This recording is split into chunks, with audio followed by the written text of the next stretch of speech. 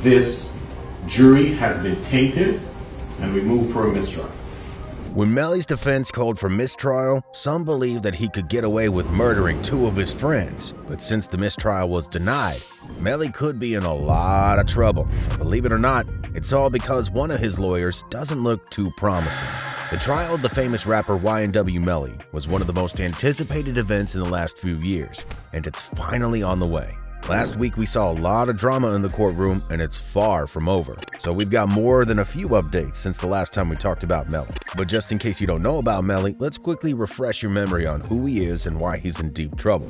YNW Melly is a founding member of this cool hip-hop crew called the YNW Collective. But Melly is accused of straight-up murder, not just once, but twice. Back in 2018, he allegedly shot and killed his own friends and crewmates Chris Thomas, aka YNW Juvie, who was just 20 years old, and Anthony Williams, aka YNW Sack Chaser, who's 21.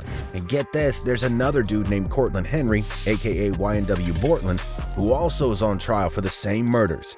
Prosecutors are saying that Melly and Bortland planned this whole thing together, and then to cover it up, make it look like a drive-by shooting. So last Thursday, things got real messy in court. Judge Murphy was overseeing the whole thing, and the defense called it a total fiasco. It was all because of this lead prosecutor named Christine Bradley. She was firing off a bunch of messed up questions at a witness from the state side, Alicia Holmes. Just for context, this woman is the mother of Melly's girlfriend at the time. And get this, she even started testifying herself.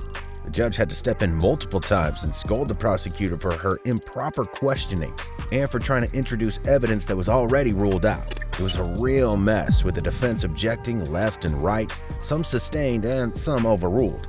At one point, the judge had to give the jury a clear instruction to ignore a question that implied the defense paid off the witness. And to top it off, Judge Murphy straight up told the prosecutor that she was testifying instead of questioning Holmes. At the end of the week, when the court was still in session and the jurors were around, the defense attorney, David A. Howard, made a move for a mistrial. They argued for it not once, but twice. They wanted to throw the whole case out the window. The judge said he would think about it, told the defense to talk it over with their client, and said he would deal with it on Tuesday. But guess what? The judge didn't wait that long. He reached a decision before Tuesday even rolled around. So here's the deal. On Tuesday, when the court was supposed to start, Judge Murphy called for a recess because one of the jurors was feeling dehydrated. But before they could resume, the judge brought up something interesting. It turns out that a juror had asked the bailiff about a mistrial motion. The bailiff didn't really commit to anything when answering, and then they brought the juror in to find out how she found out about the motion. When the judge questioned her, the juror admitted that she did ask the bailiff about a mistrial, so she heard about it last week in court from one of the defense attorneys. She made it clear that she hadn't seen or heard anything about the mistrial in the media, didn't research it, and didn't even talk about it with other jurors.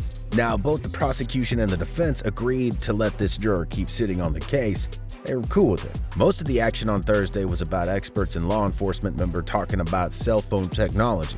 Let me tell you, there were so many sidebar discussions and breaks throughout the day. The court had to deal with objections and arguments about specific pieces of evidence. They were getting into the nitty-gritty, man, talking about stuff like iPhone fitness, data reliability, how the phone was handled, and who actually owns the darn thing.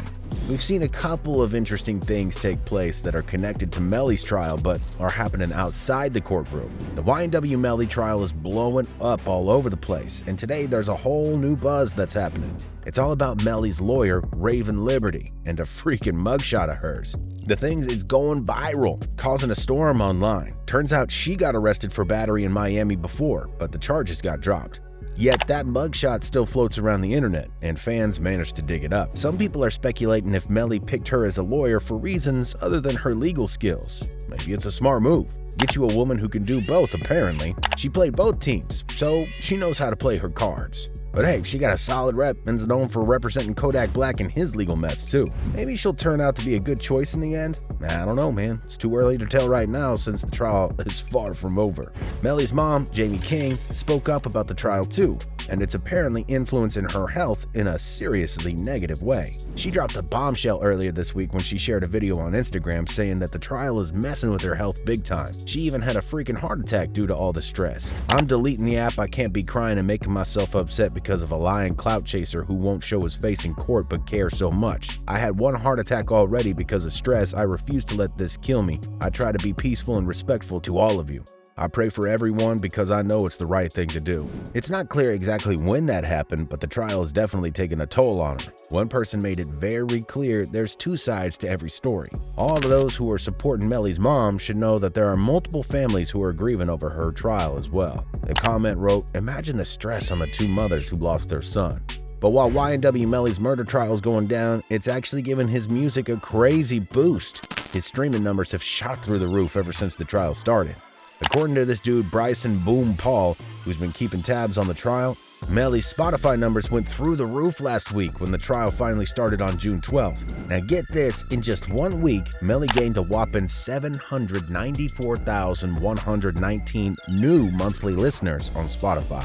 Now he's rocking a total of 10,468,061 monthly listeners. Damn, that's some serious love for his tunes. And you know what's even wilder? His track Murder on My Mind is still the most streamed song. It's got a mind-blowing 899,912,860 streams. The trial might be serious business, but Melly's music is making some serious noise too. It's quite hard to make a precise estimate as to what's going to happen with Melly and what his verdict is going to be. Most people who are in on the case and who've been watching carefully are biased. Melly's team, his supporters, and his fans are always going to find mistakes in prosecutors' arguments. And let's face it, this is a circumstantial case, and it's not easy to prove one's guilt once you got the main pieces of evidence missing. This is why we read comments like, "If I'm a member of the jury, I'm lost and confused and wondering what real evidence do they have on Melly at this point." And also, prosecution don't have one real witness to this crime, LOL. Now, that's not entirely correct. There is a chance that YNW Bortland, who was the driver that night when Sack and Juvie got murked, will be taking the stand and testifying. As of now, we don't know if the state will make Bortland testify.